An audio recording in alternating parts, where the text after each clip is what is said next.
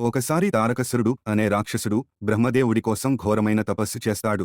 ఆ తపస్సుకు మెచ్చిన బ్రహ్మదేవుడు ప్రత్యక్షమై ఏం వరం కావాలో కోరుకోమంటాడు. అప్పుడు తారకాసురుడు తనకు చావులేని వరాన్ని అడుగుతాడు. అది కుదరదని చెప్పిన బ్రహ్మదేవుడితో తారకాసురుడు అయితే శివుడికి పుట్టిన కుమారుడి చేతిలో తప్ప ఈ సృష్టిలో ఏ ప్రాణి చేతిలో నాకు చావు ఉండకూడదని అడుగుతాడు. బ్రహ్మదేవుడు తథాస్తు అంటాడు. ఆ రాక్షసుడు అలా ఎందుకు అడుగుతాడు అంటే శివుడి భార్య అయిన సతీదేవి తన తండ్రి దక్షుడు చేస్తున్న యాగానికి వెళ్లి అక్కడ దక్షుడు శివుడి గురించి అవమానకరంగా మాట్లాడటంతో బాధపడి ఆ యజ్ఞగుండంలో దూకి ఆత్మహుతి అయిపోతుంది. అది తెలుసుకున్న శివుడు కోపంతో తన జాటజట నుండి వచ్చిన వీరభద్రుడిని అక్కడికి పంపిస్తాడు. ఆ వీరభద్రుడు దక్షుడిని చంపేస్తాడు. కాని దేవతలు కోరడంతో శివుడు దక్షుడిని తిరిగి బతికిస్తాడు. కాని సతీదేవి లేదని బాధతో హిమాలయాలకు వెళ్లి ఎన్నో వేల సంవత్సరాలు ధ్యానంలో ఉండిపోతాడు. అటువంటి శివుడికి పిల్లలు పుట్టడం అసాధ్యం కాబట్టే తారకాసురుడు ఆ విధంగా కోరుకుంటాడు. బ్రహ్మదేవుడి నుండి వరం పొందిన తారకాసురుడు దేవతలను, మునులను, ఋషులను ఎన్నో ఇబ్బందులు పెట్టేవాడు. ఆ రాక్షసుడి బారి నుండి కాపాడవలసిందిగా దేవతలు బ్రహ్మదేవుడిని శరణు వేడుకుంటారు. అప్పుడు బ్రహ్మదేవుడు దేవతలతో శివుని కుమారుడి చేతిలోనే తారకాసురుడి మరణం ఉందని చెప్పడంతో దేవతలు చనిపోయిన సతీదేవిని తిరిగి జన్మించవలసిందిగా వేడుకుంటారు. అప్పుడు అమ్మవారు పర్వతరాజు దంపతులకు పార్వతి అనే అందమైన కుమార్తెగా జన్మిస్తుంది.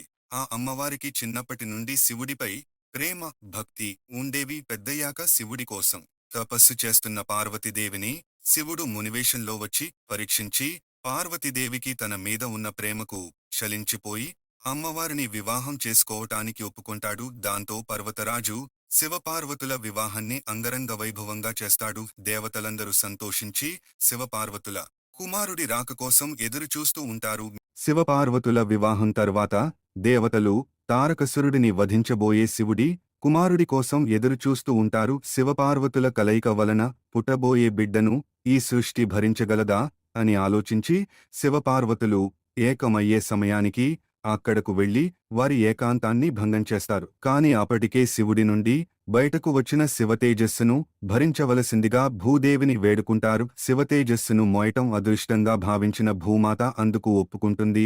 కాని ఆ శివతేజస్సును తట్టుకోలేక అలాడిపోతుంది. అప్పుడు దేవతలు అగ్నిదేవుడిని సహాయం అడుగుతారు. ఈ విషయం తెలుసుకున్న పార్వతీదేవి కోపంతో నాకు నా భర్తతో కలిసి బిడ్డను కనే భాగ్యాన్ని దూరం చేశారు.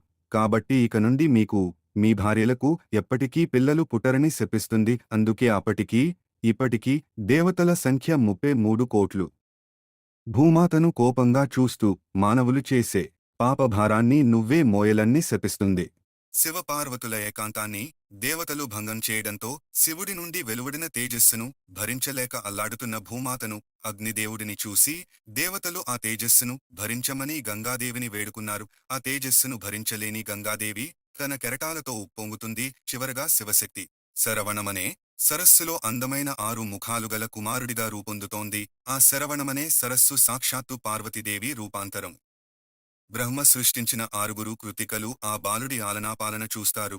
ఆ బాలుడే కార్తికేయుడు, శివపార్వతుల ముద్దుల కొడుకు. ఒకసారి శివదర్శనానికి బ్రహ్మ మానసపుత్రులైన శనక, సనందలు దిగంబరంగా ఉండటం చూసిన కార్తికేయుడు నవ్వుతాడు. అలా నవ్వుటం తప్పని పార్వతీదేవి చెప్పడంతో కార్తికేయుడు తన తప్పుకు ప్రాయశ్చిత్తంగా సర్పరూపాన్ని ధరించి 60 సంవత్సరాలు పుట్టలో తపస్సు చేసి సుబ్రహ్మణ్యేశ్వర స్వామిగా అవతరించాడు.